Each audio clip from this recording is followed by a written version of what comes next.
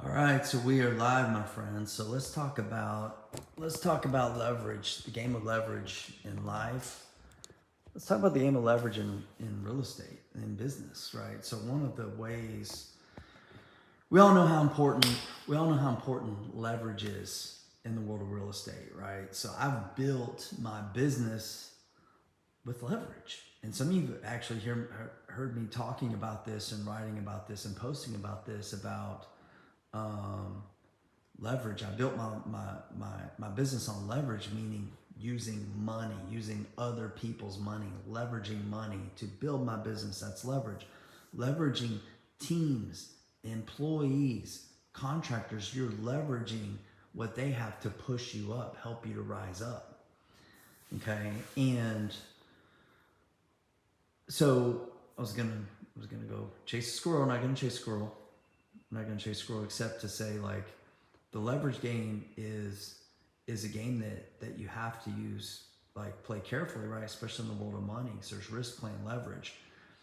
Because if you're leveraging money, then if that money source stops or dries up, guess what? You've lost your leverage. If you're leveraging a team and you're not leading and building and grooming your team the right way, then you've lost that leverage. Your team is going to fail you because of your leadership or your decisions. So when you are not telling the truth, you are losing your leverage. I'll share a story with you. So this is the early stages of my business, 2010 probably, as in like year 4, something like that. Still, the market was somewhat down. It was coming back up, but I was going through the trials and tribulations, and growth pains of still being a newer business person and fighting the battle of cash flow. And a lot of people don't realize the number one reason that most businesses fail, especially investment businesses, the number one reason is not because like you couldn't be profitable over the long term. It's just like the cash flow cycles eat you alive. Especially if you're flipping houses, for example, like that's a long, like your money life cycle is very long as compared to like your wholesaling or something like that. It's a short money cycle, right? You've got that quick cash coming in. But if you're not doing a high volume of deals, or you get locked into some deals that are like really like just gut jobs and they take like 6, 12, 18 months before you're seeing profit, well, that's a long life cycle. Okay. So during one of my times of having challenges, I got on the phone with one of my lenders, and there's still like doom and gloom all over the news and the media and the real estate market and all this kind of stuff. It's probably end of 2009 is what I'm guessing, maybe early 2010. And one of my lenders was like, how are you guys doing? And I said, well, to be honest, like, it's tough. Like, I'm struggling a little bit, Um, I'm struggling. I was just honest with them. I didn't lie to them. I say, oh, everything's great. Like, don't worry on that kind of stuff. I didn't let them know. I didn't say, like, I'm not making my payments or anything. So, like, it's a little tough. It's a little tough out here.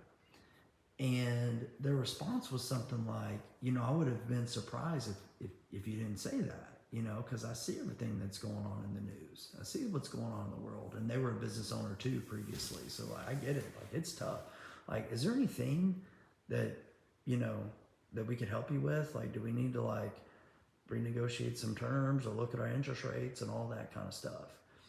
And I'm like, wow, I wasn't expecting this conversation to go there. And it didn't go there.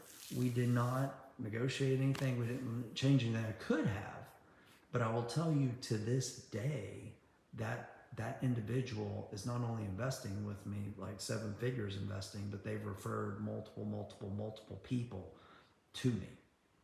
Okay, that was one of those kind of solidifying or defining moments where I just chose to speak truth. And instead of like just being like all fake and plastic or whatever, it would have lost my leverage. But doing that, I gained even more leverage because I gained more trust. And you have to understand, like in the world of raising capital, for example, real estate, like your investors are attracted to 2 things. things. They're attracted to good deals and they're attracted to trustworthy people. So if you are not telling the truth, you are losing your leverage. And this applies to all areas of life. This applies to your relationships with loved ones. This applies to your relationships in the marketplace and business, obviously. This applies to you. Like just not being real with you. Like look in the mirror and see kind of like, where are you not telling the truth with you? It could be in your health and your fitness. It could be in your relationship with God. It could be other areas of life. So my friend, I encourage you, tell the truth. The truth will set you free. We all know this to be true. Sometimes it's a little bit difficult to go ahead and speak that truth, but when you speak it, you will be set free and you will gain leverage and power. If you have nothing to hide, you have freedom, my friends.